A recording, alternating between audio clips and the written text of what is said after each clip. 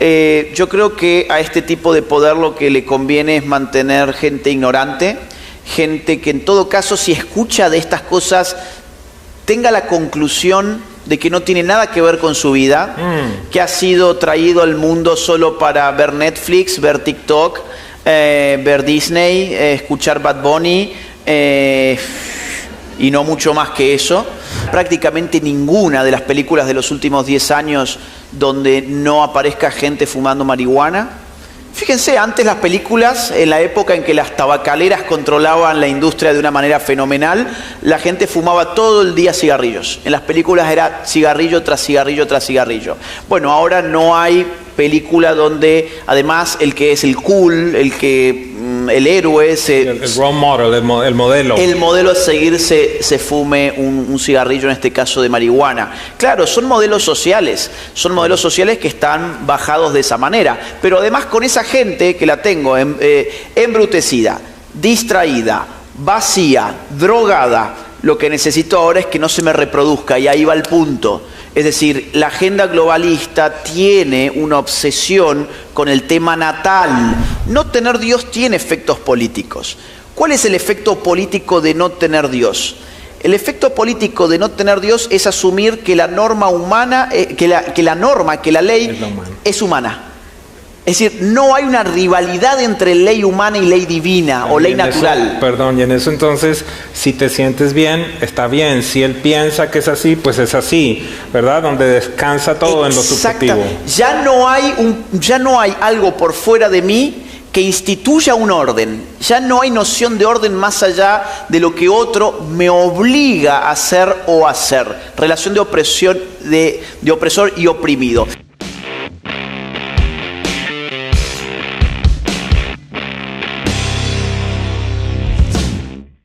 Quiero pedirles que me acompañen a ponerse en pie por un momento y recibir con un fuerte aplauso a un amigo de la casa, Agustín Laje, que viene a estar con nosotros una vez más. Gracias. Muchas gracias. Muy bien, tomen asiento, por favor. Agustín, ¿cómo estás? Muy bien, Edwin. Muchas gracias por invitarme. ¿Cómo te recibe Miami? Súper bien. Una gira fuerte de medios de comunicación, conferencias, conversatorios, arrancando bien temprano todos los días y yendo a dormir bien tarde. Ok. Y de acá sigue Dallas, además. Y vengo de Colombia, y así. Bueno, ¿cuántos están agradecidos por la vida de Agustín y lo que hacen las naciones de la tierra? Gracias, vale la pena. Estuvimos hablando hace como 1 año y medio y me hablaste lo que ha causado esa conversación que tuvimos. ¿Qué nos puedes contar al respecto? Bueno, es impresionante porque, miren, yo tengo un canal de YouTube fuerte, casi 2,5 millones de seguidores, y en general los videos que sirven, que se viralizan, son las confrontaciones, las peleas. Los diálogos, como los que mantenemos con Edwin, en general tienen sus visitas, pero bueno, hasta ahí nomás. Y los que hemos hecho con Edwin ya superan los 5 millones de espectadores. Así que es único. Es único, no hay otro diálogo en el canal, y mirá que tengo muchos diálogos en el canal, no hay otro diálogo en el canal que haya tenido ese rating, así que bueno, es muy especial, sí. Bueno, pues espero que este también llegue a millones de personas, que produzca concientización, obviamente capacitación, porque sobre todas las cosas creo que haces de todo tu estudio una opción para que muchas personas puedan crecer, puedan conocer, y estoy muy emocionado de poderte tener acá. La última vez estábamos hablando de Generación Idiota, ahora nos reúne Globalismo, tu nueva obra. Llevas, me imagino, por lo menos un par de años estudiando, seguramente más, muchos libros leídos, y nos estás presentando algo que tuve la oportunidad, gracias por enviármelo, tuve la oportunidad de leer algunas de las conclusiones. Lo vamos a tener a la salida, por favor. El día de hoy el propósito como tal no tanto es vender o no vender libros. pero yo pienso que esta es de esas obras que vale la pena leerlas, capacitarse, informarles, sobre todo realmente para toda persona, pero si acaso usted tiene pequeños, más que nunca le insto a que se capacite, a que tome el tiempo para informarse.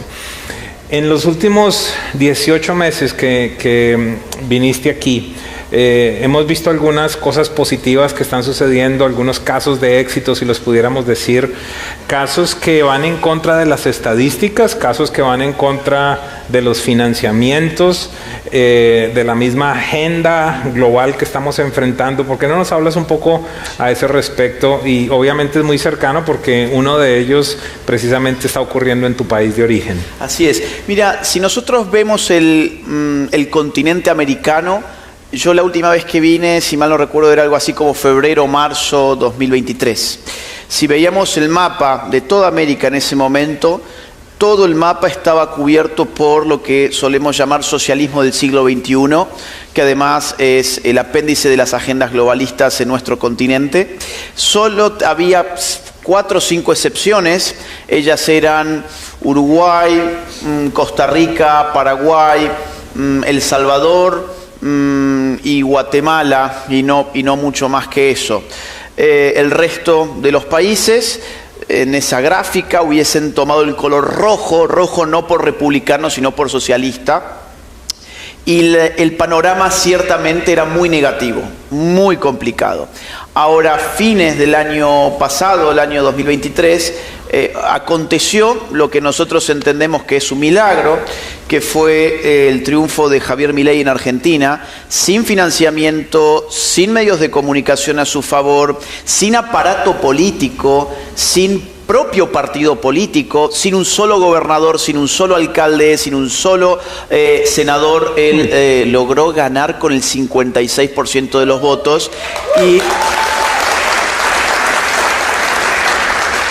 y eso, más allá del asunto político, es que tiene consecuencias para los temas que vamos a tratar hoy contigo, porque Javier Milei le ha dicho no a la agenda globalista, ha sacado a la Argentina de la Agenda 2030, ha sacado a la Argentina de la Agenda 2045, está bloqueando en la OEA, que es la Organización de los Estados Americanos, está bloqueando resoluciones y declaraciones en favor de la ideología de género, ha sacado el adoctrinamiento de ideología de género en el Estado argentino en solo 10 meses, con lo cual, bueno, aparece una luz de esperanza desde uno de nuestros países en el sur, que es Argentina, y esperamos que esto signifiquen vientos de cambio en general para el continente. Posturas fuertes, vigentes en el Foro Económico Mundial, en diferentes, hace poco también igual en las Naciones Unidas.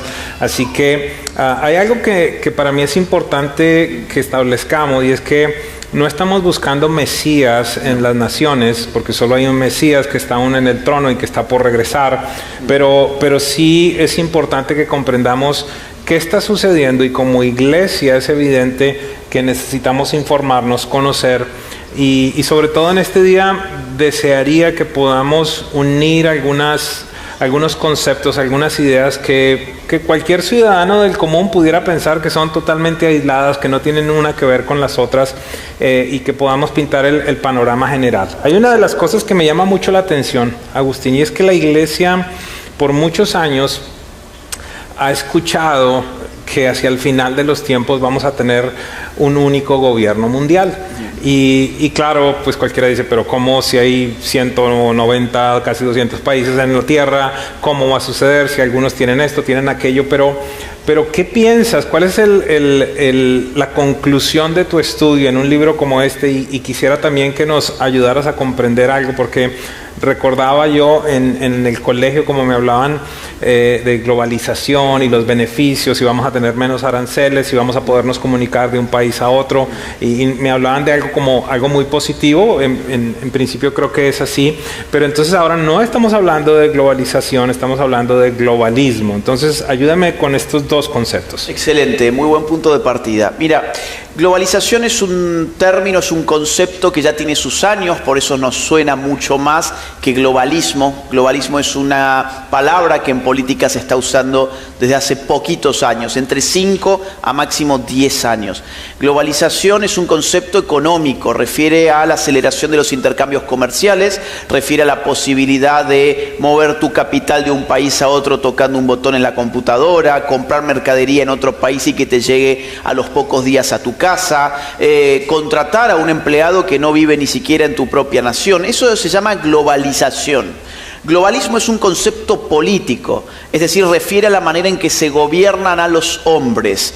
Desde el siglo XVII hasta nuestro siglo XXI, la estructura de gobierno fue denominada Estado. Los estados nacionales gobernaban a los hombres en cada nación.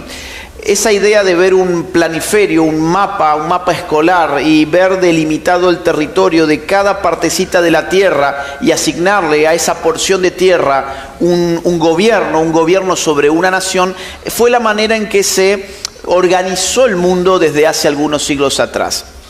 Ahora, ¿qué estamos viviendo en el siglo XXI? Estamos viviendo el crecimiento de organismos que no son estatales, que no son nacionales, sino que son supraestatales, son supranacionales y empiezan a determinar agendas políticas, sociales y económicas sobre los hombres. El organismo más conocido de todos es la Organización de las Naciones Unidas, la famosa ONU, que cada vez se arroga más poder para determinar agendas que el resto de las naciones o todas las naciones, digamos, del mundo deben cumplimentar. Entonces vos hablabas del gobierno mundial, es una figura que entiendo que aparece en la Biblia y que incluso refiere hacia el final de los tiempos, como vos decías. No significa que hoy estemos ya en una etapa donde el gobierno mundial esté consolidado, pero sí estamos en un momento en que los embriones de ese gobierno mundial, el embrión del gobierno mundial ya está concebido y ya se está desarrollando. Hoy cuando uno ve el aparato de la Organización de las Naciones Unidas, que es un aparato que aparece en el año 1945, después de la Segunda Guerra Mundial, y que aparece con un objetivo primordial, que es el de garantizar la paz y la seguridad en el mundo. Ahora bien, con el correr de los años empiezan a aparecer una serie de organismos especializados dentro de la ONU que empiezan a abarcar todos los temas sociales e incluso personales. Por ejemplo, salud, educación, niñez, economía, trabajo, industria, agricultura, temas climáticos, temas financieros, temas sexuales. Para cada una de estas temáticas o de campos de acción existe por lo menos un organismo dentro de Naciones Unidas que tiene pretensiones de determinar agendas políticas sobre esos ámbitos. Entonces, efectivamente estamos en un momento bisagra, este es un punto de inflexión en el que estamos viendo nacer frente a nuestros propios ojos organismos políticos que ya no son nacionales, ya no son estatales, sino que están por encima de las naciones. Ok, entonces nos estás hablando de organismos que no son electos por el pueblo, exacto, número uno, y que, según lo describes, tienen tentáculos que llegan a los diferentes ámbitos de la sociedad. ¿Han existido o ha existido algún tipo de referencia? ¿Ha existido alguna prueba? ¿Hay un caso evidente donde podamos decir, mira, aquí estuvo en actividad, sí, los gobiernos de las naciones no tuvieron influencia, sino que algo externo vino a delimitar o a regir? Bueno, tuvimos hace 3 años una pandemia que cuando uno se pregunta quién gobernó durante la pandemia, quién tomó las decisiones últimas, quién estableció las directrices para las políticas sanitarias que todo el mundo debía tomar. Bueno, ustedes si se hacen esa pregunta van a llegar rápidamente a una conclusión, y esa conclusión es una sigla, OMS, Organización Mundial de la Salud. Es un organismo que, como bien has dicho, nosotros no escogemos a la gente que dictamina esas políticas. No sabemos quiénes son, por empezar, es decir, el 99,99% de la población en realidad no tiene idea quién está ahí adentro, es una caja negra. Más aún, yo te diría, más del 90% de la gente no debe saber que existe algo llamado OMS, y este es un organismo especializado de las Naciones Unidas. Este organismo determinó políticas sanitarias que los estados debían acoger, debían implementar, con lo cual hay un concepto en política que es muy importante, que es el de soberanía, que en realidad es un concepto teológico. Claro. La idea del Dios soberano se seculariza como Estado soberano, asignándole a la autoridad estatal un derecho a decidir de manera suprema y exclusiva sobre su territorio. Cuando preguntamos dónde está el poder soberano en una pandemia, ya no podemos seguir mirando el Estado, sino que miramos a una instancia que está por encima y que opera sobre todas las naciones y que además experimentó con nosotros. Esto hay que decirlo, experimentó con nosotros. Cuarentenas experimentales que han tenido efectos económicos desastrosos, efectos psicológicos apabullantes, gente que todavía no se recupera ni siquiera de sus propias relaciones sociales. Hay cosas tremendas que pasaron en la pandemia. Por ejemplo, la violencia intrafamiliar, la violencia dentro de la familia se agudizó de una manera tremenda. Los problemas psiquiátricos, mentales, psicológicos se aumentaron de una manera escandalosa. Por no hablar de... La misma iglesia. La misma iglesia. Bueno, me lo habías comentado esta mañana. La iglesia perdió cerca del 40% de sus miembros durante la pandemia, que luego ya no regresaron. Las familias destruidas, familias que no pudieron despedir a sus seres queridos, que no pudieron ir a un nacimiento, que no pudieron celebrar un cumpleaños, que no pudieron reunirse con un familiar que se estaba muriendo porque, bueno, estábamos aterrorizados. Hoy es fácil hablar en contra de esas políticas porque incluso hasta la prensa se hace la desentendida, pero en ese momento vivíamos en un clima de terrorismo mediático. Total. Terrorismo mediático. Aparte, quien cuestionaba, por ejemplo, ¿por qué me tengo que...? Y esto libertad plena, esto ustedes no lo vayan a tomar como un juicio que yo estoy haciendo contra alguien de las personas comunes y corrientes, pero había muchos que nos preguntábamos por qué estoy obligado a ponerme una vacuna que está en fase experimental. Había personas que tomaban la decisión de ponérsela, y está muy bien, cada uno tomó su decisión, pero había personas que querían tomar la decisión de no colocársela y te convertías en un muerto en vida. Podías perder tu trabajo, no te podías subir a un autobús, no podías ingresar a un banco, no podías, digamos así, mantener ni siquiera tu trabajo.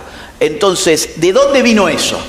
¿De dónde vino? Bueno, el origen de este virus todavía es desconocido, sin embargo la hipótesis de que es un virus artificial se ha ido esclareciendo cada vez más, ha adquirido mayores niveles de probabilidad. No sabemos por qué se salió en todo caso de un laboratorio, esto no lo sé, por eso les digo, no tengo idea. Lo que sí sé es que se aprovechó. ¿Para qué se aprovechó? Para probar de qué manera una institución no estatal, sino supraestatal, era capaz de determinar políticas públicas globales. Ok, entonces me parece bastante claro, pero adicional a eso entonces dices, hay otros tentáculos, ¿verdad? Llega al tema de educación, al tema de la sexualidad, de la economía, y aquí es donde al parecer estamos encontrando un factor común. Factor común, una cosa es que usualmente, de nuevo hablo del ciudadano corriente, pudiera decir, no tiene absolutamente nada que ver este tema de salud con el tema de la economía, o el tema del aborto con la ideología de género, o el tema de la inmigración abierta y total con el cambio climático, cosas como estas. ¿Acaso hay un factor común en todas estas cosas, en esto que pudiéramos llamarlo, o que tiene que ver, y ya nos vamos a ir con esta agenda o cultura woke? Sí, mira, todos estos puntos en realidad están muy conectados. Todos estos puntos que han mencionado tienen dimensiones globales. Por ejemplo, has mencionado el tema del clima. Bueno, el clima no tiene una dimensión nacional, el clima es el mismo clima de todos, el planeta es el mismo planeta de todos. Una pandemia, por definición, su nombre lo dice, pan significa todos, ¿no? Una pandemia es una enfermedad que toma la totalidad del planeta. O, por ejemplo, un tema que ahora está muy de moda, el tema de controlar Internet. Internet es la red mundial, es la red de redes. Controlar los discursos de odio en Internet o controlar la desinformación en Internet. O la inmigración. La inmigración es un flujo entre las naciones que se puede volver y que se está volviendo a escala planetaria. Entonces, todos estos temas, el aborto, la ideología de género, impactan sobre algo llamado natalidad, que es la natalidad no solo de una nación, sino que es la cantidad cantidad de gente en un planeta. Todos estos tópicos que has mencionado tienen consecuencias planetarias. Entonces, ¿qué hace el globalismo? El globalismo dice, dado que los temas más urgentes, según ellos, que aquejan al mundo, tienen una dimensión planetaria, necesitamos instituciones globales para determinar políticamente qué hacer con eso. Dentro de esa ideología globalista, que insisto, es la ideología de que necesitamos cuanto antes autoridades políticas globales para resolver problemas planetarios, dentro de esa ideología aparece una subideología que es el wokeismo. Claro, acá empezamos a conectar puntos porque todas estas son palabras nuevas. Globalismo es una palabra nueva, wokeismo es una palabra nueva. Si hace 10 años hubiésemos tenido esta conversación, nadie hubiese entendido de qué es lo que queríamos decir, y yo estoy seguro que muchos de ustedes ya han escuchado algo sobre woke, woke o wokeismo. Miren, lo voy a poner muy fácil y vamos conectando puntos. El wokeismo es el desquicio ideológico de la dialéctica del opresor y del oprimido. ¿Qué significa esto? La dialéctica del opresor y del oprimido es un molde en el cual yo puedo distribuir a la gente en dos bandos diferenciados de esa manera. Por un lado el bando del opresor, por otro lado el bando del oprimido. ¿Qué me va a poner en cada lugar? Ahí viene la parte del desquicio. Se desquician todas las características, todas las relaciones para que lo político, para que el conflicto, para que la dialéctica opresor y oprimido lo abarque todo. Por ejemplo, en el ámbito del sexo, vamos a ir de lo más conocido a lo menos conocido. En el ámbito del sexo diríamos, ¿se es mujer o se es hombre? ¿De acuerdo? Bien. La mujer es la oprimida, el hombre es el opresor y el sistema de opresión se llama patriarcado. Bien. Orientación sexual. Tenemos por un lado el heterosexual, opresor, por otro lado el oprimido, el homosexual, y el sistema de opresión le llaman heteronormatividad. Identidad de género, una nueva categoría. Tenemos por un lado el cisgénero, que es el que se reconoce con su cuerpo biológico, según el lenguaje de la ideología de género. Ahí tenemos al opresor, por otro lado tenemos al transgénero, que es el que se autopercibe con un sexo con el que no ha nacido, etc.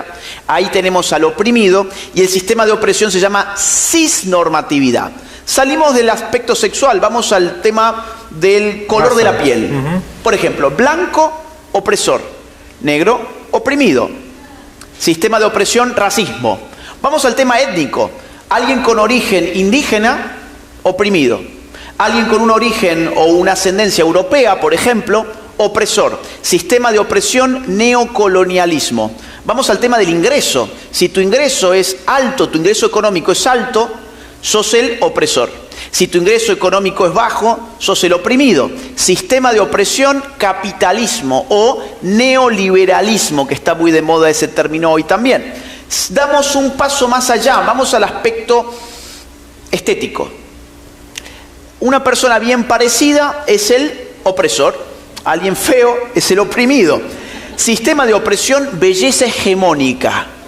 Vamos al tema del peso corporal. Alguien con sobrepeso está oprimido por alguien flaco, que es el opresor. Sistema de opresión, gordofobia. Esto parece una broma, parece que me estoy inventando categorías, pero eso es lo que se está enseñando hoy en las universidades de Estados Unidos. De hecho, hay universidades que tienen departamentos que llaman Fat Studies, los estudios de la gordura. Pero damos un paso más allá. Vamos al tema mental. Una persona con problemas psiquiátricos es oprimido por una persona que no tiene problemas psiquiátricos, que es el opresor, a través de un sistema de opresión llamado capacitismo psiquiátrico. Incluso podemos dar un paso más allá, es decir, el asunto del estatus jurídico de la persona en su territorio nacional. Tenemos a los nacionales, que son los opresores, de los inmigrantes ilegales, que son los oprimidos, y el sistema se llama xenofobia. Vamos un paso más allá, la especie como tal. El ser humano es el opresor en su relación con algo llamado madre tierra, Pachamama, o el mundo o el reino animal, en un sistema de opresión llamado especismo. El especismo sería el sistema ideológico que nos ha hecho creer que el ser humano tenía preeminencia por sobre la naturaleza. Dominar la tierra, por ejemplo, que entiendo que es un mandato bíblico, su mandato es el ser humano como amo sobre la tierra. La encomienda de Dios a la humanidad. Exactamente. Eso sería, por ejemplo, ideología especista, un sistema de opresión especista. Entonces, ¿qué es el wokismo? Es meter en un wok, como nos decía hoy alguien, en un wok, en una especie de olla, metemos todos estos condimentos ahí adentro, los revolvemos y ¿qué tenemos? Tenemos relaciones sociales destruidas por todos lados. Tenemos conflicto político dentro de la familia, donde por definición hay dos sexos que son distintos. Tenemos problemas políticos en la iglesia, tenemos problemas políticos en la empresa, tenemos problemas políticos en el vecindario, tenemos problemas políticos en el club. El conflicto político que antes enfrentaba ¿a quién? Al ciudadano con su gobierno. Había una tensión política necesaria entre el gobierno y el ciudadano y entre los partidos políticos que se disputaban el gobierno. Bueno, hoy esas tensiones políticas están metidas en nuestras relaciones de todos los días porque el wokismo ha generado eso. ¿De qué sirve eso el globalismo? Muy simple. Para dominar a un pueblo lo necesito totalmente dividido y eso es lo que han generado. Conquista y reinarás, ¿verdad? Divide y reinarás. Divide y reinarás, exactamente, es un axioma político. Muy bien. Y la pregunta es si estas entidades no son electas, no tienen una nación, obviamente no tienen impuestos entonces de los cuales puedan sobrevivir o ejercer su autoridad. ¿Qué les está financiando detrás? ¿Quiénes, si pudiera decirlo de otra manera, quiénes les están financiando? Por un lado, los estados con nuestros impuestos tienen que enviar dinero a estos organismos. Pero por otro lado estos organismos también son financiados con dineros privados y ahí viene la parte más delicada y es que eso significa que tu poder político internacional dependerá de cuánto dinero tengas en tu cuenta bancaria. Por ejemplo, yo que no puedo financiar ningún organismo internacional, pues no tengo ningún tipo de poder de decisión sobre lo que se dice, se hace y se establece allí. Ahora bien, si sos un multimillonario, por ejemplo, Bill Gates, tendrás tu capital para ser el principal financista de la OMS que acabamos de mencionar. Bill Gates, en mi investigación, ha donado 599 veces a la Organización Mundial de la Salud, sumas multimillonarias, un personaje como Gates que además tiene sus propios intereses económicos metido en la industria farmacéutica, en la industria de las vacunas y demás. Bueno, esta persona hoy domina económicamente la OMS. Otro nombre puede ser el de George Soros, por ejemplo. Soros ha venido financiando tanto a ONU Mujeres, que es el organismo de Naciones Unidas dedicado a desparramar ideología de género, pero también ha venido financiando, junto con Gates y otros personajes más, el Fondo de Población de Naciones Unidas, que ha venido impulsando el aborto en nuestros países. Desde 1974 hasta la fecha, el Fondo de Población de Naciones Unidas ha impulsado el aborto en nuestras tierras. Tenemos un caso actual, yo le hablaba a la iglesia, George Soros entonces mete $15 millones para contratar gente acá en el estado de la Florida, ir a recoger más de 1 millón de firmas de manera fraudulenta o engañosa para entonces poder tener la propuesta de una enmienda a la Constitución del estado de la Florida que vamos a votar ahora en el mes de noviembre, con lo cual, esto es impresionante, Agustín, porque convertiría a la Florida en uno de los estados más liberales respecto al aborto. Es más, te lo pongo de esta manera: el aborto sería el único procedimiento quirúrgico que una niña se puede realizar sin el consentimiento de sus padres. Impresionante. Incluso un tatuaje, por ejemplo. Es decir, un niño... Tylenol, si un niño quiere eso en un colegio, necesita la aprobación de los papás, pero ahora entonces, bajo este parámetro, y no tan solo eso, déjame hablar porque para mí es importante hablar de esto. Número 1, dice que en cualquier momento que exista viabilidad o más adelante. ¿Qué quiere decir eso? Que entonces los niños pudieran ser abortados hasta los 9 meses, número 1. Número 2, que cualquier profesional médico pudiera dar la aprobación del aborto, pero cuando vas a la misma carta constitutiva del estado de la Florida, profesional médico es un optómetra, un dentista, un quiropráctico, un consejero mental, Sí. es decir, en esencia, un nutricionista. Sí. Estoy hablando que esas personas pudieran dar la aprobación para que una niña se practique un aborto. Adicionalmente a eso, nos dice que en el momento en el que la salud de la paciente se ve afectada. Pero, ¿qué significa eso? Yo le preguntaba hace poco a la iglesia, mujer que estuviste embarazada, ¿tuviste dolor de cabeza? Sí. Bueno, tu salud se afectó. ¿Tuviste dolor de espalda? Sí. ¿Tuviste mareo? Sí. En esencia, estos serían algunos argumentos totalmente válidos si se hace una enmienda como esta para que una niña pueda abortar. Y por último, entonces, ahora solo se necesitaría la notificación a los padres en vez de el consentimiento de los padres para que sucediera algo como eso. Entonces, es engañoso. ¿Por qué? Algunas personas me dicen, pero es que hay algunos aspectos en los cuales debería permitirse. El estado de la Florida ya lo legalizó, ya dijo en qué momentos y bajo qué condiciones se puede realizar los abortos. Que esté de acuerdo, esté en desacuerdo, ese es otro tema, pero ya está legalizado y eso no cambiaría, ¿verdad? Ese es el engaño en el que vemos. Y entonces, ¿por qué razón invertir 15 millones en algo como eso, tan solo en un estado? Ya son bastantes los estados que han aprobado una enmienda como esta. Mira, te cuento dos cosas y vamos a la razón. ¿Vos sabés, por ejemplo, que la OMS es la que define qué es salud y qué no es salud?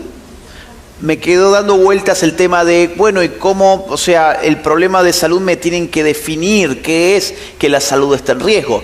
Porque para la OMS, la salud es la plena armonía física y psíquica y social de la persona. La salud tendría, para la OMS, 3 dimensiones: lo físico, lo psíquico y lo social. Por lo tanto, vamos a suponer una mujer embarazada que se quiere hacer un aborto. Ella puede alegar un problema de salud simplemente diciendo, por ejemplo, que su pareja la ha abandonado. ¿Por qué? Porque eso sería un daño a su salud social. O, por ejemplo, ha perdido el trabajo. Ha perdido el trabajo, tiene un problema social, que es que ha perdido la fuente de ingreso. O, por ejemplo, lo que vos decías, le duele la cabeza, tiene jaqueca o tiene ansiedad. ¿Quién no tiene ansiedad estando embarazada? ¿Qué mujer embarazada no pasa por estrés? Eso para la OMS ya sería un problema de salud. Fíjate que en realidad la estrategia es muy clara, es patologizar a todo el mundo. Porque tener una plena armonía social, física, psíquica, vamos, estamos todos enfermos entonces. Claro. Entonces, eso es una técnica política que es la de tratar de enfermo a cualquier persona que no viva, no sé, un estado de armonía perfecta. Por otro lado,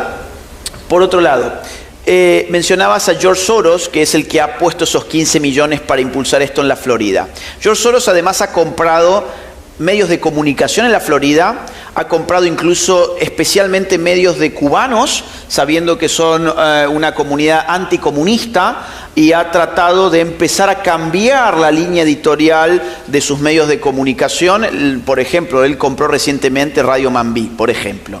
Él compra medios en todo el mundo, en realidad. Compra universidades donde impulsa agendas de ideología de género, agendas indigenistas, agendas feministas, agendas abortistas. Él sabe dónde poner su dinero para generar impactos en la cultura de los pueblos. Pero, además, vos me preguntabas, y por cierto, es muy interesante leer los libros de Soros. Soros tiene muchos libros escritos. En ese sentido es distinto a Gates, que Gates se cuida un poco más. Pero Soros no tiene pelos en la lengua. Yo le he encontrado en sus libros cosas excepcionales. Por ejemplo, Soros confiesa, él dice públicamente, él confiesa que su objetivo es convertirse en la conciencia del mundo. Literal, mi objetivo es convertirme en la conciencia del mundo. En otro de sus libros dice, por ejemplo, durante algún tiempo pensé que era un problema percibirme como un Dios, pero ahora estoy empezando a disfrutarlo. O sea, a confesión de parte, relevo de prueba. Este señor se siente un Dios, tiene el capital necesario para creérselo, es uno de los magnates más millonarios del mundo, y está utilizando en sus últimos años de vida, porque en realidad es un señor ya octogenario, sí, está usando su fortuna para implementar sus agendas ideológicas. Esto a veces a nosotros nos cuesta entender porque somos pobres. Entonces, nos cuesta entender porque, claro, uno dice, pero ¿cuál es el negocio? ¿Dónde está el negocio de Soros? ¿Para qué necesita más plata? ¿Para qué necesita más plata? Miren, esto es fácil de entender de esta manera. Cuanta más plata tenés, en realidad, no tenés que preocuparte tanto por cuánto rendimiento vas a hacer con eso. Cuando tenés las cantidades de esta gente, te puede empezar a aburrir ganar tanta plata. Vamos a ponerlo con este ejemplo. A mí me gusta mucho el asado, me encanta el asado. Vamos a suponer que Edwin me dice, hoy vamos a comer asado, y yo me voy a poner muy contento, y la dosis de placer que me va a dar comer asado es elevada porque es mi comida favorita. A la noche, otro amigo me va a decir, hoy te voy a hacer un asado. Bueno, genial. Ahora, la dosis de placer que me da el asado de la noche ya es un poquito más... se atenúa. Se atenúa, esa es la palabra, se atenúa un poco. Ahora supongamos que al día siguiente, que mañana me voy a Dallas, llego a Dallas y me dicen, te hemos preparado un asado de nuevo. Ya es un poquito menos la dosis de placer. Y supongamos que a la noche otro anfitrión me vuelve a dar un asado y así durante un mes entero. Bueno, al final, el placer extra que me va dando cada dosis es menor que la anterior. Esto es una ley económica, que en realidad opera en todas las cuestiones de la vida. Opera también con mi relación con el dinero. Es decir, si yo hoy gano $1.000.000, yo que soy pobre, voy a estar muy feliz, voy a salir a brindar y no voy a dormir esta noche de la emoción que voy a tener, no voy a pegar un ojo, voy a estar pensando qué hago con esto. Bien, ahora supongamos que pasado mañana gano $3.000.000 y en 4 días gano $10.000.000 más. Y así en general mi vida de los últimos años se transforma en días en el que gano. Y cuando me doy cuenta, soy millonario. O sea, tengo varios miles de millones de dólares y mis 40 generaciones para abajo están salvadas. Entonces, ¿qué tengo que hacer? Bueno, tengo que hacer algo con este dinero porque encima ya me he puesto viejo y no quiero pasar a la historia como un capitalista avaro y codicioso. Voy a cambiar el mundo, voy a convertirme en la conciencia del mundo.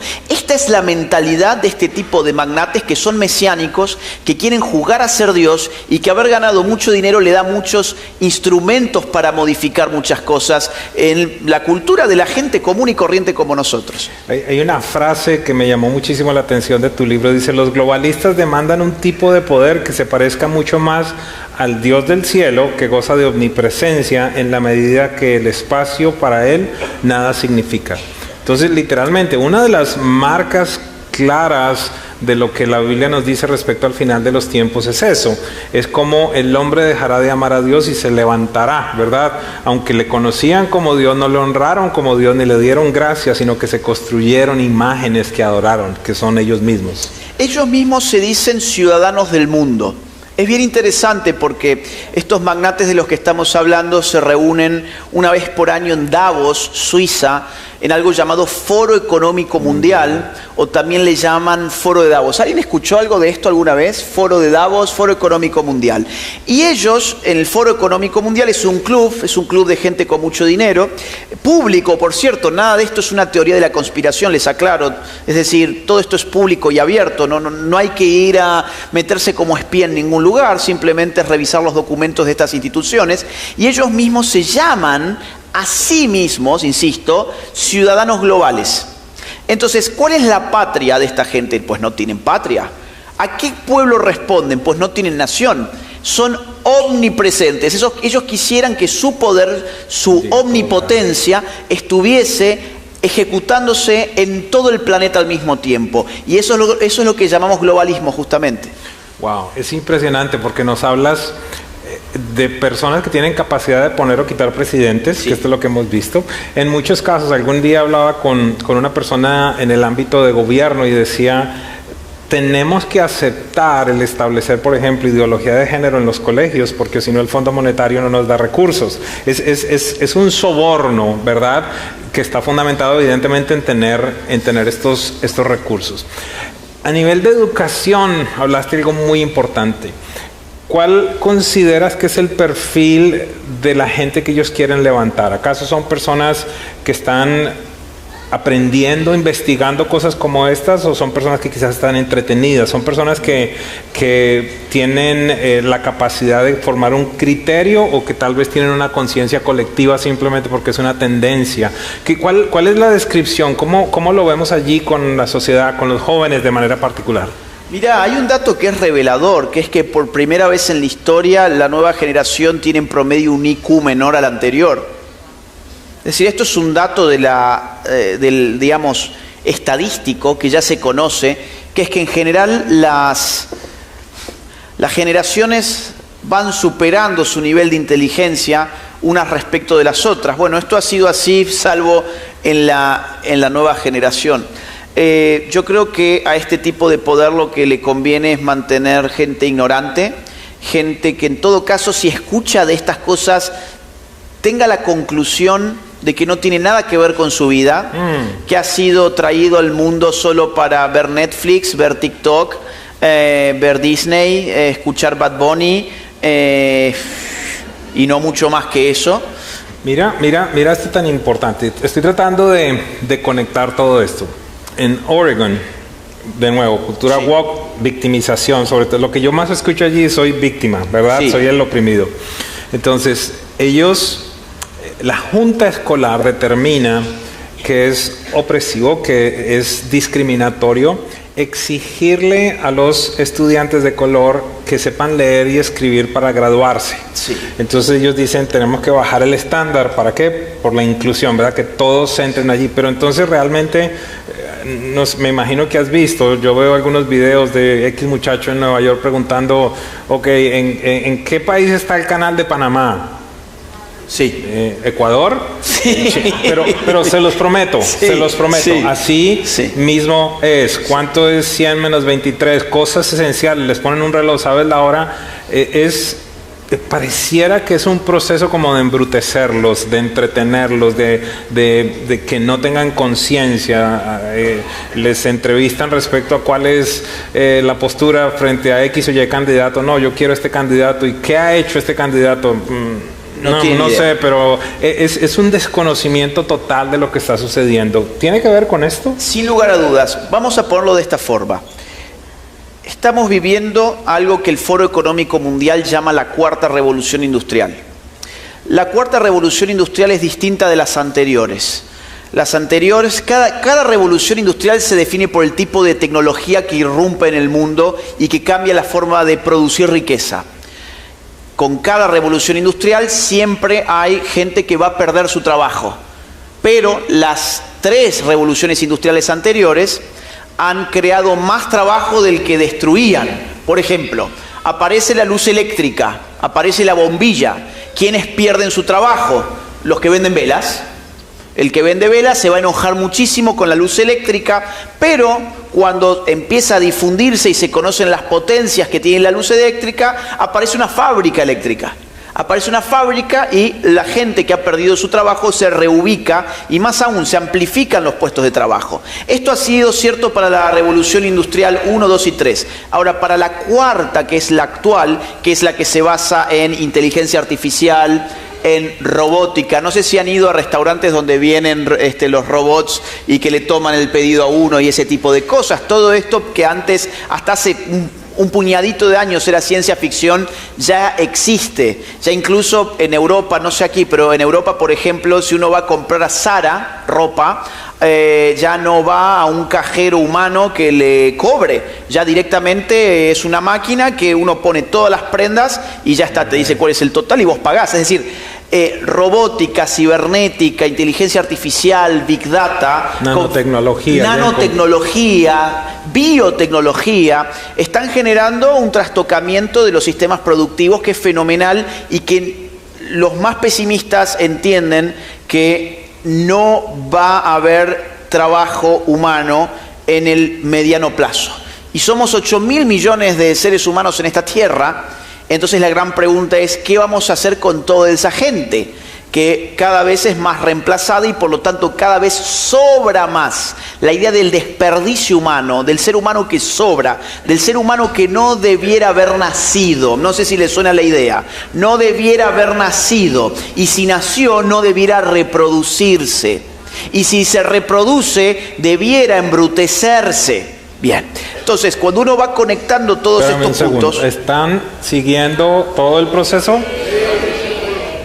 Ojo con esto, porque acá es donde se unen estas cosas que pareciera que son totalmente aleatorias, si lo pudiera decir de alguna manera. Perdóname que te interrumpa, pero es extremadamente importante.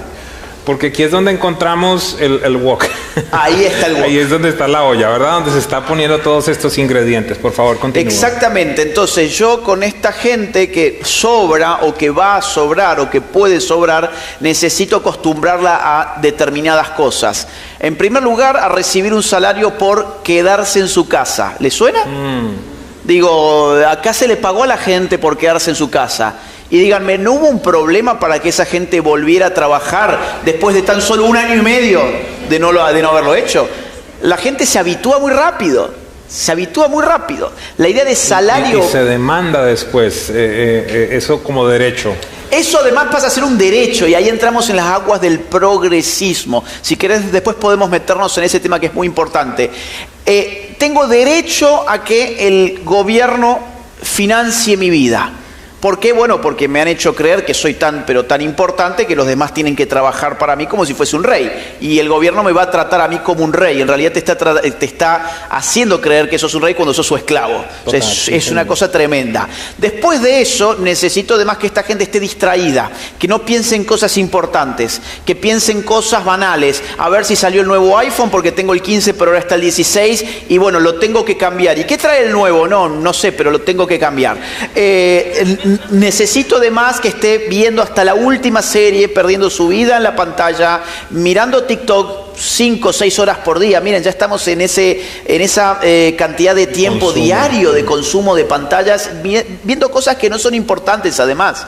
Los chinos que se dieron cuenta de esto reconfiguraron el algoritmo de TikTok para darles por lo menos cosas que importan, cosas que son recreativas de verdad, culturalmente valiosas. Exactamente. Entonces, tengo una persona mal educada en términos literales, distraída, vacía de sentido.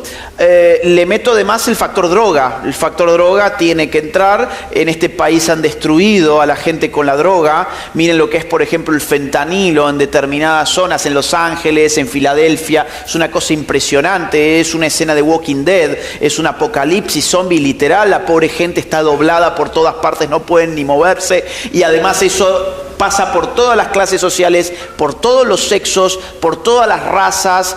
Es decir, agarra a cualquiera. Ese virus agarra realmente a cualquiera. Déjame añadirte algo respecto al tema de marihuana, por ejemplo, que también lo vamos a enfrentar aquí en el estado.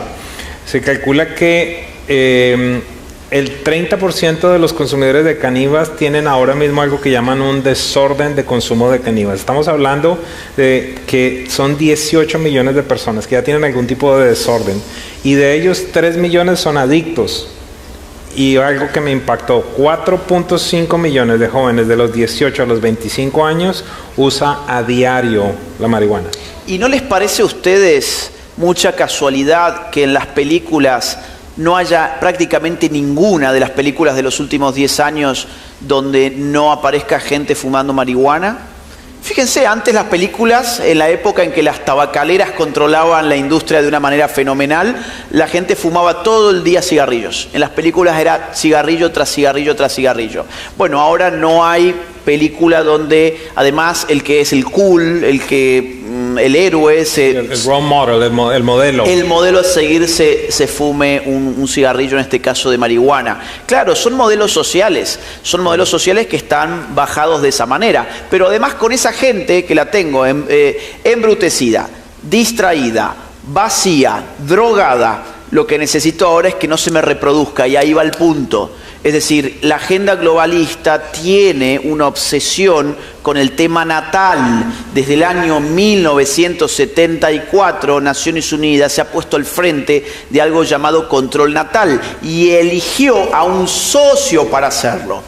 Naciones Unidas lo hace a través de un órgano llamado Fondo de Población de Naciones Unidas y su socio más importante es un grupo llamado IPPF, International Planned Parenthood Federation. O sea, la red de clínicas abortistas más grande del mundo, que ahora también está metido en el negocio del transgenerismo, incluso en niños. Con lo cual, ahí vamos conectando otros puntos también. ¿Ustedes pensaban que estas agendas eran simplemente porque de un día para otro estaban muy preocupados por el derecho de la mujer a disponer de su cuerpo, que estaban muy preocupados por la autopercepción de género? El asunto son los efectos natales que estas políticas tienen. En España, donde yo vivo la mitad del año, la natalidad es de 1,2 hijos por mujer. Se necesita el doble de tasa de natalidad para poder recambiar a la población en España. Ahora bien, en España desde 1987 tienen aborto legalizado. El último año que se midió el aborto dio 103.000 abortos en un año, 103.000 abortos en un año y 400.000 nacimientos. O sea, con solo una política, la del aborto, redujiste los nacimientos en un país tan importante como España en más de un 20%. Y en temas LGBT, que es el otro gran asunto de la natalidad, miren ustedes este país y sus cifras. Gallup, que es una de las encuestadoras más importantes del mundo, publicó una investigación en marzo de este año donde dio cuenta de la diferencia de LGBT según generaciones. ¿Cuánto porcentaje de cada generación tiene LGBT? Y encontraron una cosa fenomenal. Los baby boomers, que son los más ancianos de todos, tienen un 3% de LGBT. La generación millennial, que es la mía, la generación X, tenemos 9% LGBT. Pero la generación Z, que son los adolescentes de hoy, tienen 22,3% LGBT. Esto no es gente que simplemente ha salido del closet, Total, sí, porque no hay ninguna diferencia entre mi generación y la generación Z. Las dos generaciones tenemos la misma posibilidad de salir del closet y, sin embargo, ellos más que duplican la cantidad de LGBT que tiene mi generación. Los están fabricando, les están creando condicionamientos culturales y psicológicos que les llevan a ese tipo de militancias y a ese tipo de, digamos así, orientaciones e identidades sexuales. Se hablaba de la coincidencia exacta que existe entre el tema generacional de la fe y los que se consideran ateos, ¿verdad? 3% en los baby boomers y en este momento ya está 25% que se consideran ateos. Es decir, es algo que no es aislado, sino que es una agenda completa. Y eso... Perdón, porque hay un punto muy importante, es decir, no tener Dios tiene efectos políticos. Yo me dedico a la ciencia política, por eso, perdón, yo todo lo veo desde ese punto de vista. No tener Dios tiene efectos políticos. ¿Cuál es el efecto político de no tener Dios? El efecto político de no tener Dios es asumir que la norma humana, que la ley es humana. Es decir, no hay una rivalidad entre ley humana y ley divina o ley natural. Y en eso entonces, si te sientes bien, está bien. Si él piensa que es así, pues es así, ¿verdad? Donde descansa todo en lo subjetivo. Ya no hay algo por fuera de mí que instituya un orden. Ya no hay noción de orden más allá de lo que otro me obliga a hacer o hacer. Relación de opresión, de opresor y oprimido. ¿Vos sabías, por ejemplo, que en la Edad Media, la idea que nosotros tenemos, en la Edad Media, no a la salida de la Edad Media, en la Edad Media la idea que nosotros tenemos del monarca elegido por Dios, para nosotros es un vivo que se quiere aprovechar de la figura de Dios para mandar a los hombres. En realidad, en el grueso de la Edad Media, la idea de que el monarca respondía a Dios era una forma de limitar al monarca. Porque era poner por sobre el monarca una autoridad superior, rendimiento de cuentas, y una ley que el monarca no podía tocar. No podía infligir la ley divina al monarca. ¿Qué fue lo que pasó? Con el desarrollo de los siglos y el declive de los cristianos, el monarca dijo, ahora puedo usar esto para mí, en las monarquías absolutas del siglo XVII, entonces Dios me ha elegido a mí, eso significa que yo soy Dios en la tierra. Pero eso fue una consecuencia, digamos, ya del XVII, ya de un mundo moderno. En la Edad Media, el monarca tenía encima a Dios y eso significaba que el monarca estaba atado de manos. No tener Dios en el siglo XXI significa que el político no tiene ninguna autoridad por encima. Wow. Vamos a tratar de traer todo esto a nuestro entorno, a la realidad, a lo que estamos viviendo, a lo que muchos, yo particularmente lo pienso de igual manera, es el proceso electoral más importante que hayamos visto, ¿verdad? Muchas de las cosas que tú me estás hablando pareciera más que es una plataforma de uno de los partidos que tenemos en este país en este momento, más que una coincidencia. ¿Por qué razón, Agustín, vemos que los medios de comunicación, vemos que las redes sociales, vemos que por ejemplo, si le preguntas a Alexa respecto a uno de los candidatos, te dice que no puede dar opinión política, pero si le preguntas respecto al otro, Alexa te dice que es lo adecuado, que es lo correcto? Creo que ya lo corrigieron, pero estuvo allí. Si haces búsquedas en Google, entonces es extremadamente claro que hay que se está sesgando la información, que se condena a una persona y se levanta al otro. ¿Por qué razón se han levantado personas? Me hablaste de Milei, de Bukele. ¿Por qué razón existen estas personas que son tan incómodas al globalismo? En este caso es evidente que hay un candidato también en los Estados Unidos que no es popular para esta tendencia y que por el contrario lo que estamos viendo es que todo lo woke está levantándose, ¿verdad? Y apoyando. ¿Qué tiene que ver algo esto o es una coincidencia?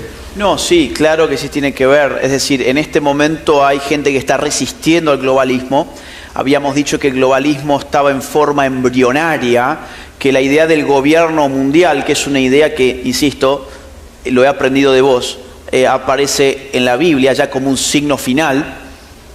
Sin embargo, hoy están colocados los fundamentos de eso que puede llegar a ser un gobierno mundial. Ya existen los organismos, ya existen los grupos de poder que están financiando, ya existen las burocracias que están funcionando también, pero al frente todavía encuentran resistencias. Encuentran resistencias en el caso de Milei, que nos acaba de sacar de la Agenda 2030 y de la 2045 y de frenar en la OEA las agendas woke. O, por ejemplo, existe también en Bukele. ¿Vos sabías, por ejemplo, que a Bukele en El Salvador los organismos internacionales le están haciendo la vida imposible? En nombre de los derechos humanos, están buscando cómo beneficiar a los pandilleros que hoy están presos. Es decir, a los que han violado los derechos humanos en El Salvador, habría que tratarlos mejor que a los ciudadanos honestos e inocentes que fueron atacados en sus derechos humanos por esos pandilleros. ¿Y quién está atrás de toda esa movida? Bueno, un órgano globalista que se llama OEA, Organización de Estados Americanos, que tiene una serie de organismos de derechos humanos. Los más importantes son la Comisión Interamericana y la Corte Interamericana de los Derechos Humanos. Entonces, por eso ustedes van a escuchar a Bukele yendo contra Soros, yendo contra Agenda 2030, yendo contra Naciones Unidas y yendo contra la OEA también. ¿Cuál debería ser la respuesta de un creyente ante un proceso electoral en cualquier nación? Esto tenemos la ventaja que va a salir en las naciones de la tierra. Tenemos en este momento la particularidad de los Estados Unidos, pero esto es algo que venimos enfrentando porque lamentablemente es lo que hemos visto en muchas naciones. Ciudades que tienen iglesias de 100,000, 200,000 personas y los gobiernan gente que no tiene absolutamente nada que ver con el temor de Dios. En un ámbito como este, ¿cuál debería ser la posición? Obviamente sé que no eres teólogo, que no tienes el conocimiento, es decir, intercambiamos información a este respecto, pero desde tu punto de vista, porque me llama mucho la atención que planteas, ¿sabes qué? Familia, iglesia y este tipo de personas que son patriotas libertarios. ¿Qué piensas al respecto? Pienso que cualquier persona, ya voy a la persona de fe específicamente, pero cualquier persona que va a votar en un proceso electoral político tiene que revisar las propuestas políticas y evaluar cuál coincide mejor con sus valores. Digo mejor, no la totalidad. Si solamente tuviéramos que votar cuando coincidimos al 100% con un candidato, entonces no iríamos a votar nunca. Y las opciones son esas. Es uno u otro en el caso de esta elección en los Estados Unidos. Entonces, lo que cualquier persona crea en un Dios, en otro Dios o en ningún Dios debería hacer es revisar ambas plataformas electorales, ambas propuestas y decir, esta tiene que ver con mis valores mejor de lo que esta ofrece. Fíjate hasta qué punto esto que es obvio ha sido desconsiderado al punto de que nos estamos preguntando qué va a decir Taylor Swift de a quién tienen que votar la gente. Es decir, estoy esperando para dar mi voto a ver qué me dice Taylor Swift, pero es que no estás votando en un show de pop, estás votando una elección política de alguien que te va a gobernar en los próximos 4 años. Llevado eso,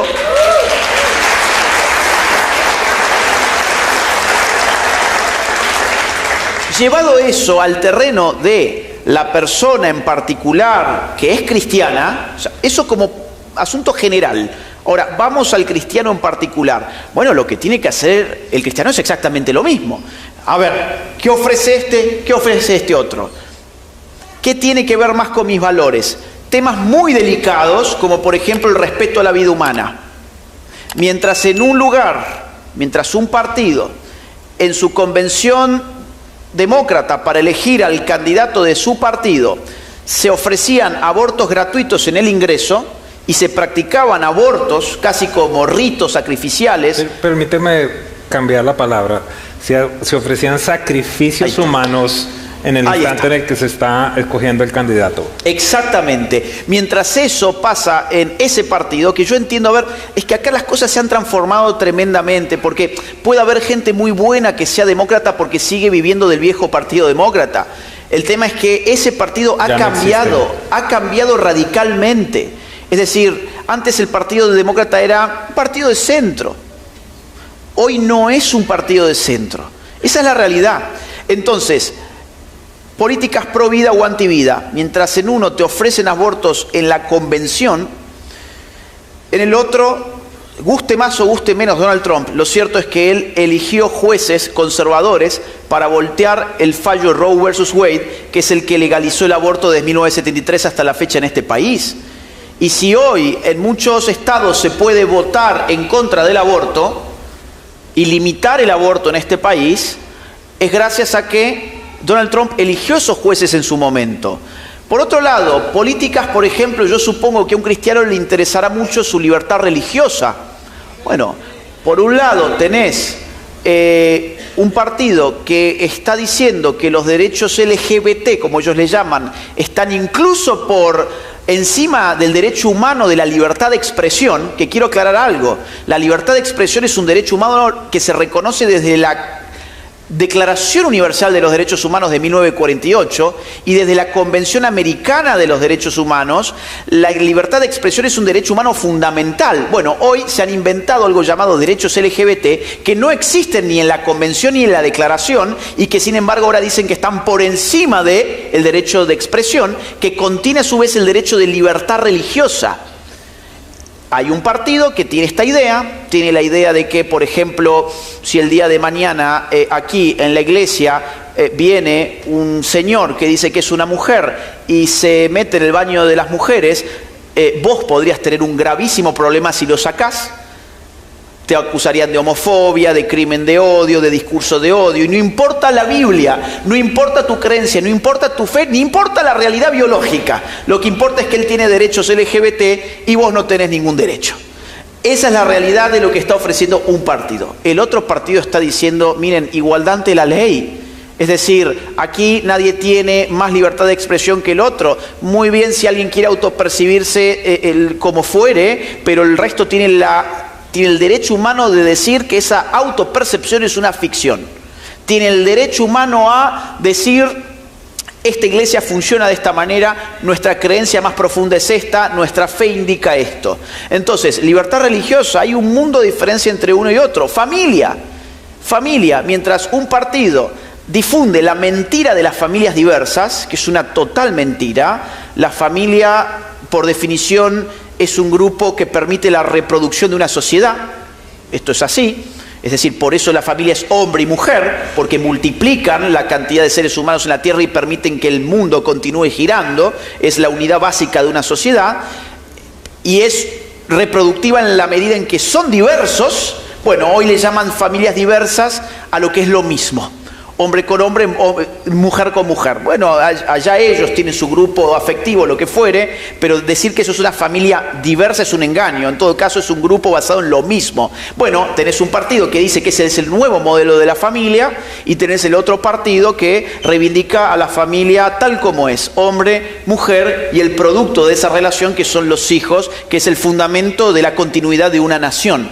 Entonces, por donde vos lo quieras ver... A nivel económico... Lo vemos con económico. Los opresores que son los ricos y entonces los oprimidos que son los pobres, ¿verdad? Y cómo podemos tener salud gratis, universidad gratis, todo gratis, donde el gobierno entonces ahora se convierte en mi proveedor, en mi padre. Y algo aparte bastante mentiroso, que no es cierto que Trump sea el candidato de los ricos. De hecho, la campaña de Trump tiene muchísimo menos dinero encima que la campaña de Harris. La campaña de Harris ha sido la campaña más cara de la historia de los Estados Unidos. Ha superado ya los $1.000 millones. Cada campaña de los últimos años ha sido más cara que la anterior y más dinero y más dinero. Sí, también la parte económica es un hecho que el mundo cristiano tiene que ver. El mundo cristiano cree en la propiedad privada, cree en la libertad económica y bueno, esta gente ciertamente no cree en eso, quiere todo lo contrario. Entonces, Israel. Ahí justo iba a ir. Israel. El tema de las guerras en este momento. Los cristianos no queremos guerras y la realidad es que las guerras en los últimos 3 años y medio se han descontrolado en el mundo. Con un agravante, mira, a mí esto me asusta mucho. Yo pienso lo que pudieron hacer los nazis con cámaras de gas. ¿Su tecnología cuál era? ¿Eran cámaras de gas o eran tanques militares o aviones militares? ¿Cuál es la tecnología que hoy tenés? Hoy tenés por lo menos 7, 8 naciones que tienen armas nucleares. Hoy tenés drones, hoy tenés inteligencia artificial, hoy tenés Big Data, hoy tenés cámaras inteligentes. Hoy hacer la guerra es prácticamente estar en una oficina tocando un botón. Imagínate si los nazis hubiesen tenido esta tecnología. Bueno, y pregúntate qué es lo que puede pasar hoy en el mundo. Con un Estados Unidos que lejos de liderar, se ha convertido en el hazmerreír de los últimos años. Con un Estados Unidos que tiene una sociedad fragmentada, fracturada hasta la médula, culpa del wokismo. Un Estados Unidos que empieza a desconocer a Dios. Lo has dicho vos con las estadísticas. ¿Qué pasa cuando no tenés Dios? ¿Cuál es la relación con la guerra de alguien que no tiene Dios? Es lo que hablamos recién. La figura de Dios políticamente significa que hay un orden superior y hay una ley superior que a mí me rige. Si ya sacamos eso, pues entonces todo vale. Ese es el mundo al que estamos apuntando en este momento. Digamos, el panorama no es muy auspicioso, pero lo cierto es que todavía hay posibilidades de revertir muchas cosas. Y cierro hablándote de eso. Lamentablemente gran parte de la iglesia está adormecida. Tú lo hablas, lo describes de una manera muy especial en el libro y de forma especial hablaría en muchos casos los jóvenes, ¿verdad? Y muchas personas que dicen, no, si ya sabemos para dónde vamos, ya conocemos el final, en qué se va a mejorar, o lo que tú dices, qué aporte voy a hacer yo, qué diferencia puedo hacer. Regresemos por un instante entonces, familia, iglesia y estos líderes.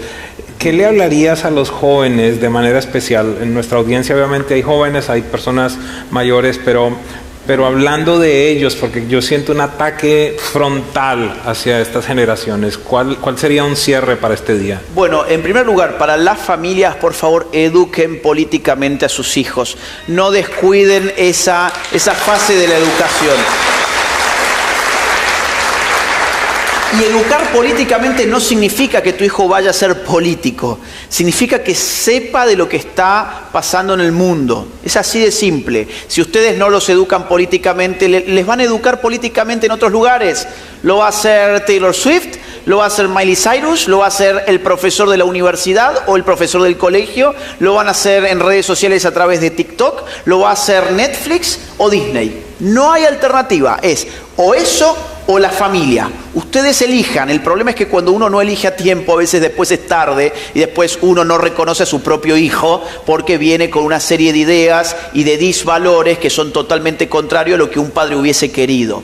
A los jóvenes, miren, solo un punto para el tema de los jóvenes, porque podríamos hablar durante horas de esto. Un punto que me preocupa mucho, y es el mandato de moda para el joven, se resume en una palabra. Esa palabra es empatía.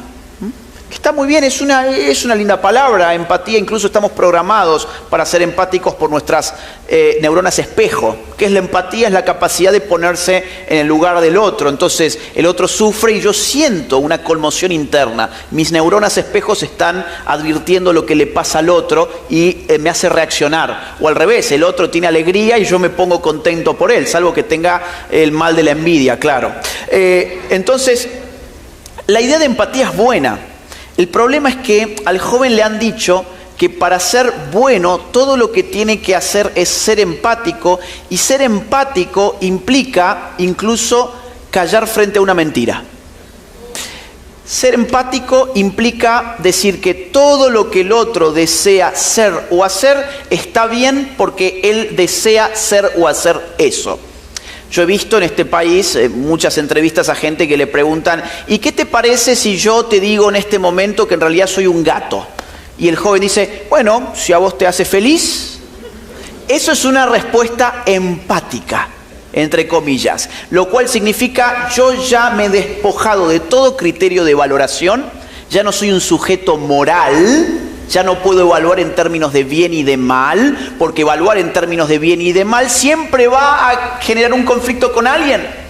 Siempre que yo vea un acto significativo, lo puedo calificar de bueno o de malo. El problema es que si lo califico de malo, entonces yo me hago malo.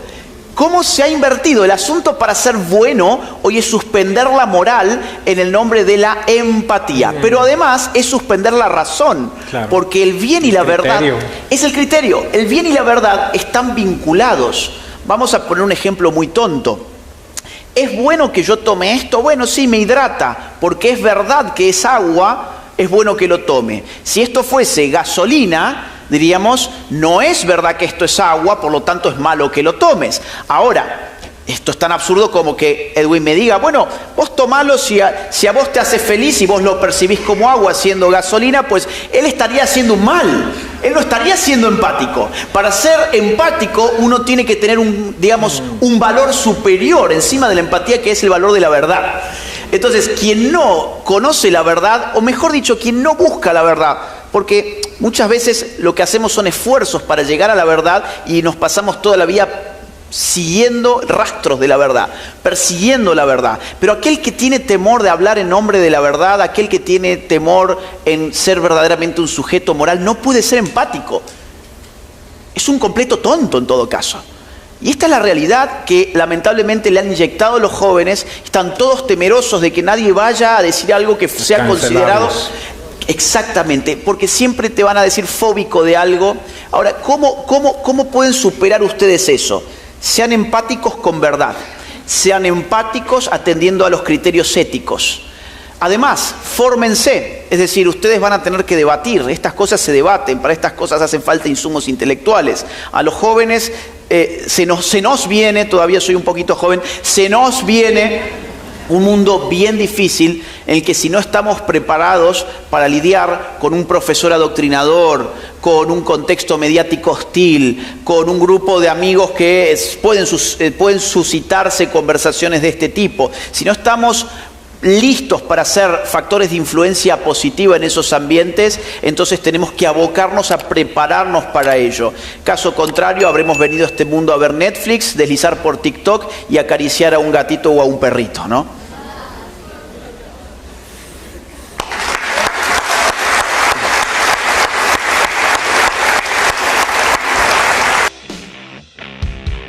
Que cierres este video sin antes contarte que mi más reciente libro, titulado Generación Idiota, ya se encuentra disponible en las más importantes librerías de toda América y de España también.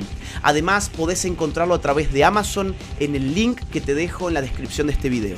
Mi trabajo se financia única y exclusivamente a partir de las donaciones libres y voluntarias de aquellos que valoran mi trabajo. Si quisieras colaborar económicamente conmigo, te invito a hacerlo uniéndote en mi comunidad de Patreon, siguiendo el link que se encuentra en la descripción de este video, o bien uniéndote a la comunidad de YouTube haciendo clic en el botón Unirse. Si no pudieras colaborar económicamente, no te preocupes, hay muchas otras formas de ayudar. Por ejemplo, difundiendo este video, poniéndole like, dejando tu comentario, suscribiéndote a este canal y activando la campanita.